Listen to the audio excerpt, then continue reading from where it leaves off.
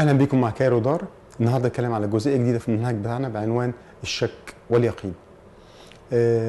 في البدايه عايزين ننبه ونقول ان مشكله الشك واليقين مش مشكله جديده علينا، كنا بنتكلم عليها في الباب الاول وقلنا ان هل معرفه الانسان ظنيه ام يقينيه. طب النهارده عايزين نعرف ايه المقصود بكلمه الشك وايه المقصود بكلمه اليقين، وخصائص الشك ايه وخصائص اليقين ايه. تعالوا نشوف معنى الشك. الجرجاني عرف الشك في معجمه، كان ليه قاموس ومعجم فلسفي بيضم معظم المصطلحات الفلسفيه، وقال ان الشك هو تردد بين نقيضين. لما اسالك المعلومه وتقول لي انا شك، ده معناه ان انت متردد. ليه متردد؟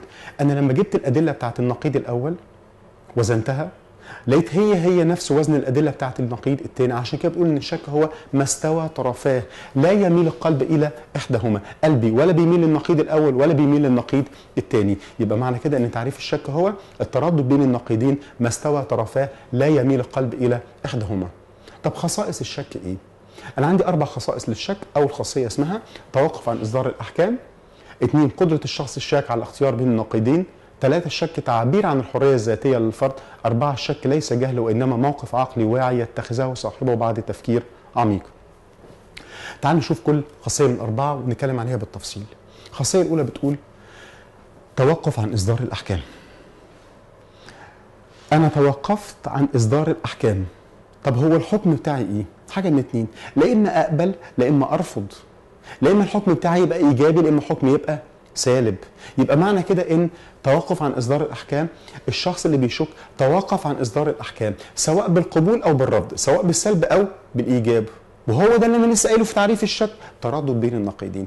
تاني خاصيه من خصائص الشك اسمها قدره الشخص الشاك على الاختيار بين النقيضين. انتوا عارفين الشخص اللي بيشك بيعمل ايه؟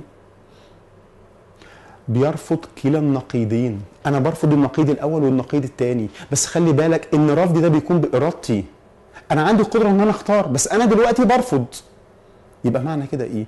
هل الشك تعبير عن العجز؟ لا، الشك قدره على الاختيار. انت لو ما عندكش القدره على الاختيار دي اسميه عجز، قاعد اعمل كده عاجز، ما عنديش قدره على الاختيار. ثالث خاصيه من خصائص الشك وهي الشك تعبير عن الحريه الذاتيه. وخلي بالك ان الخاصيه الثالثه نتيجه المنطقيه للخاصيه الاولى والثانيه. الخاصيه الثالثه الشك تعبير عن الحريه الذاتيه هي نتيجه منطقيه للخاصيه الاولى والخاصيه الثانيه. بمعنى في الخاصيه الاولى قلت لي انا توقفت عن اصدار الاحكام. 2 قلت لي عندي قدره على الاختيار. يبقى معنى كده ان انا حر في ايه؟ حر ان انا اصدر حكم او ما اصدرش حكم. يبقى ما دام الانسان توقف عن اصدار الاحكام ولديه قدره على الاختيار فهو حر في ان يحكم او لا يحكم، حر في ان يختار او لا يختار. بس عارف هو في مرحله الشك عمل ايه؟ اختار حاجه، عدم الحكم، اختار الا يختار. رابع خاصيه عندي بتقول الشك ليس جهل وانما موقف عقلي واعي يتخذه صاحبه بعد تفكير عميق. عارفين اللي بيشك بيعمل ايه؟ بيمسك النقيض الاولاني يفحصه ويناقشه، ثم ينتقل الى النقيض الثاني وبرضه يفحصه ويناقشه ويفنده، وبعدين يقول لي انا اشك. يبقى معنى كده ان الشك بيجي بعد تفكير طويل. الشك بنقول عليه اتجاه فلسفي صاحبه يتخذه بعد تفكير وتدبر، تفكير بتمهل، يمسك النقيض الاول ويفحصه ويناقشه ويفنده، ثم بعد ذلك ينتقل الى النقيض الاخر وبرضه يناقشه ويفحصه ويفنده. يبقى معنى كده ان الشك ليس بجهل وانما هو موقف عقلي واعي. يبقى انا كده عندي 4 خصائص للشك: توقف عن اصدار الاحكام، قدره على الاختيار، تعبير عن الحريه الذاتيه، موقف عقلي واعي وليس بجهل. طب ما تيجي نشوف تعريف اليقين. انت من شويه قلت لي انا اشك، متردد، ما اصدرتش حكم ولا اخترت النقيض الاول ولا النقيض الثاني. في اليقين عارف هقول ايه؟ اليقين هو الاقرار بصحه احد المواقف. انا اقريت ان الموقف ده صح، بس بشرط عشان تختار احد المواقف لازم تديني ادله، لازم تدعم رايك بادله وحجج وبراهين. عشان كده بقول ان اليقين هو الاقرار بصحه موقف معين والتاكد من صواب الادله. ده مش بقدم ادله وخلاص، ده انا بتاكد ان الموقف بتاعي سليم، بفحص الادله بتاعتي مره واثنين وثلاثه. الشك ليه مجموعه من الخصائص. اول هذه الخصائص هو الانحياز الواضح لاحد المواقف المشكله. بمعنى ان الانسان اللي بيشك انحاز لموقف دون موقف اخر، بس احنا اتفقنا ان انحيازي بيبقى مدعم بالادله والبراهين. طب نفرض انا انحازت الموقف من غير ما اقدم ادله وبراهين. هل اسمي ده يقين؟ لا طبعا. امال اسميه ايه؟ اسميه موافقه عمياء.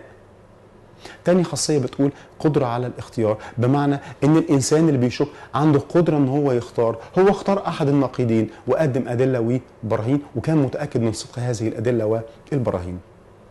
بعد ما عرفنا اليقين وخصائصه، وفي الأب كنا معرفين الشك والخصائص بتاعته، تعالوا نشوف انواع الشك.